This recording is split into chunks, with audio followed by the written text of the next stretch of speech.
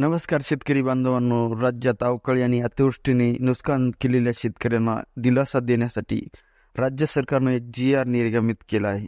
यामध्ये एकूण 18 जिल्ह्यांचा समावेश केलेला आहे. अवकाळी आणि अतिवृष्टीच्या निधीचा मदत देण्यात येणार आहे. तर मित्रांनो, यामध्ये कोणकोणत्या जिल्ह्याचा समावेश आहे ते आपण पाहणार आहोत. सर्वप्रथम यवतमाळ, बुलढाणा, चंद्रपूर, पुणे, सातारा, सोलापूर, सांगली, गोंदिया, लातूर, नाशिक, धुळे, नंदुरबार, जळगाव, अहमदनगर, ठाणे, रायगड, रत्नागिरी, सिंधुदुर्ग असा एकूण 18 जिल्ह्यांचा समावेश आहे. यामध्ये जून ते ऑगस्ट 2024च्या कालावधीत अतिवृष्टी आणि अवकाळी पावसामुळे झालेल्या जिल्ह्यांसाठी एकूण निधी 23,72,93,000 रुपये निधीला शासनाकडून मंजुरी देण्यात आलेली आहे.